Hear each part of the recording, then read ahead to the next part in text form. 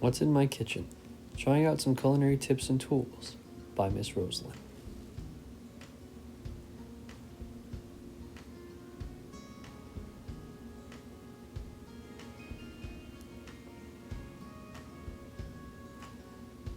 Kitchens are a great place to go exploring, with permission of course. Have you ever wondered what else there is in all those drawers and cabinets? There are stacks of plates and bowls and cups, but what else is there? What kinds of cool tools and unique utensils do parents use to cook up your favorite foods? And when you have your own kitchen someday, what could you put in yours? Let's look, starting with some things that help keep things easy to find and easy to use.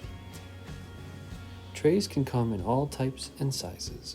They're great for keeping messes off the floor. They can fit all you need from corner to corner. See if you can find all four.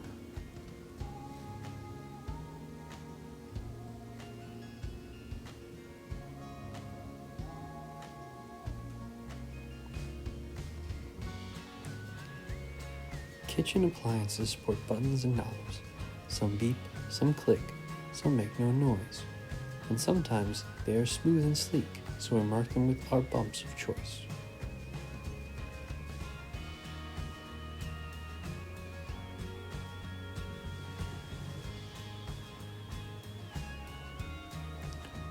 Now drawers can hold lots of things, utensils that are great and small. They can turn into a jumbled mess. Here's a way to keep track of them all.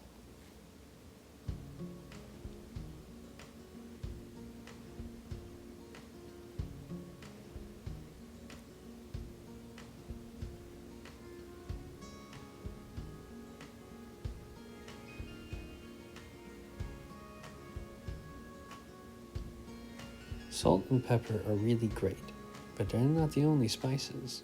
So, to organize our favorite flavors, they're marked and put in special places.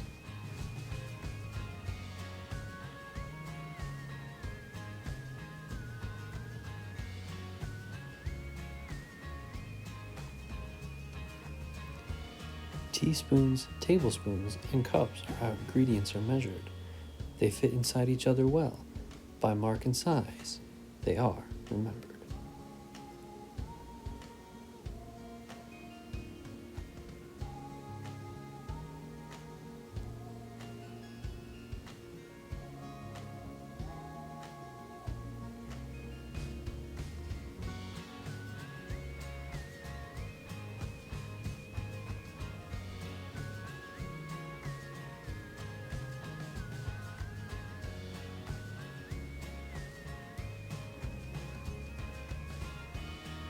As food starts to bake, boil, or stew, we need to know when it is done. So we use a timer, any kind, and count down the minutes, one by one.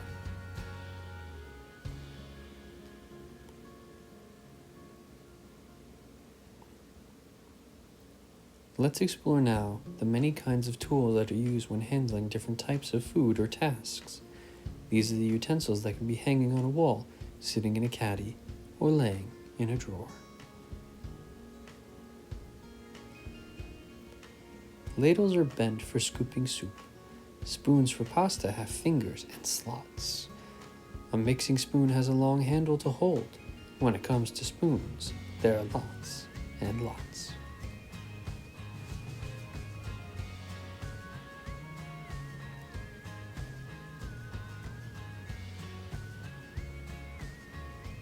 Spatulas are flat and wide for flipping things, like pancakes, eggs, burgers, grilled cheese. There are types for spreading and scooping, batter and icing, and things like these.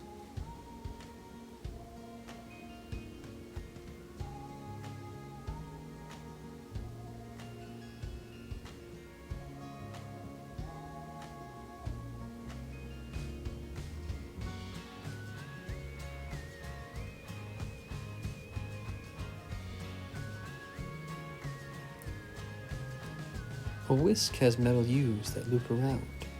They make mixtures nice and fluffy. A hand mixer does the same thing. Air whips things up and makes them puffy.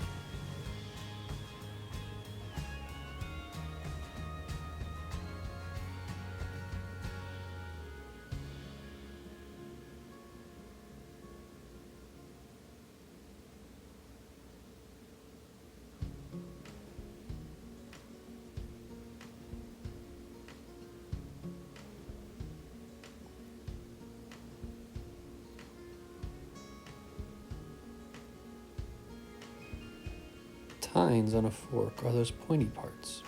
You can have 2 or 3 or 4. 2 for carving meat, 3 for fish, and 4 for everything more.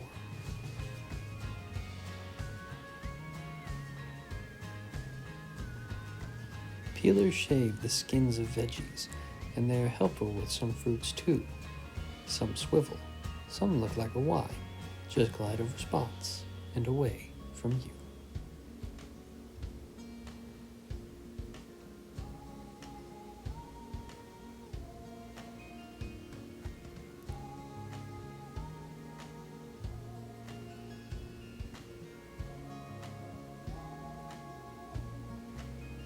To make small shreds and crumbles for pasta, salad, tacos, pizza, a grater has small edgy bumps. They chip away cheese blocks, real Gouda.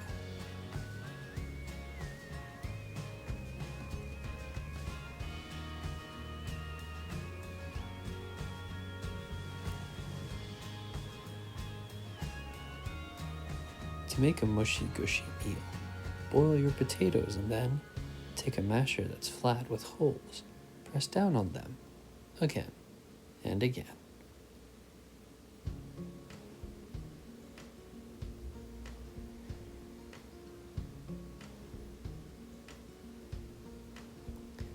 When we're baking, sometimes we need to work with ooey gooey dough.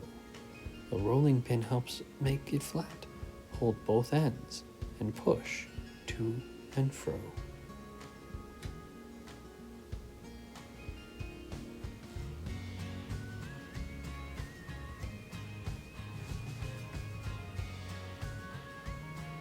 To separate liquid from not, like water from hot spaghetti, you need a bowl or spoon with holes. Find a strainer and you're ready.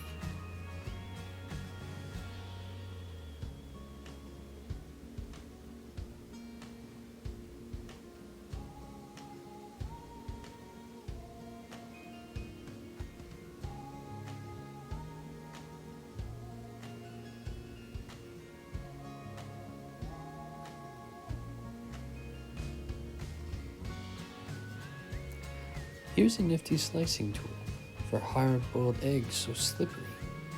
Set them in the egg-shaped rest and let the strings push through neatly.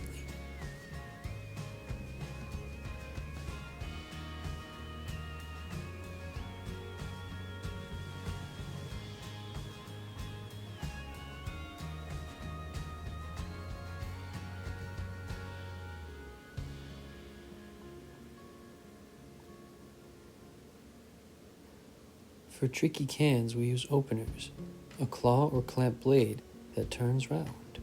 For a glass bottle sealed with a corkscrew. Its arms go up and down.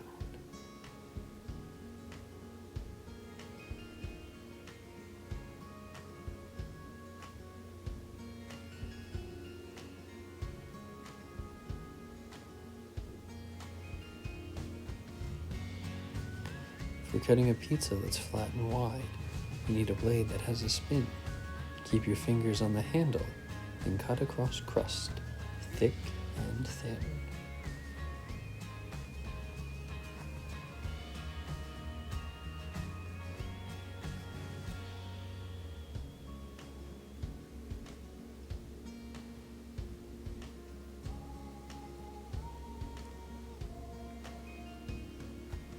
Chef's knives rock back and forth to mince.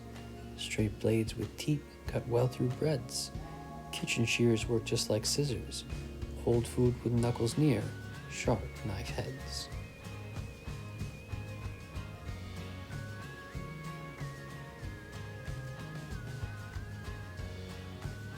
There are also special things that we can use to help us work with hot stuff we can't touch with our hands alone. They protect us and make it safe to cook with heat.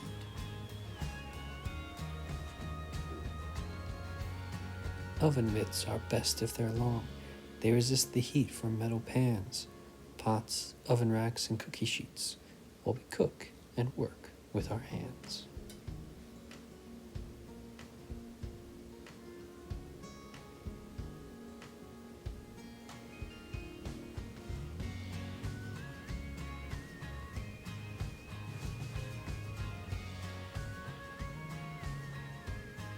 If we need to find a pan handle or straighten up pots on coil tops, use mitted hands of this wooden spoon like a cane. Tip-tap to feel the bumps and stops.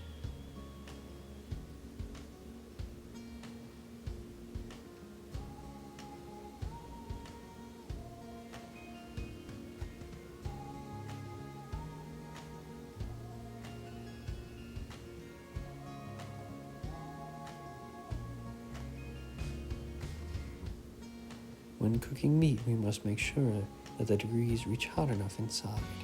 A thermometer that's long and thin safely tests the meat's thickest side.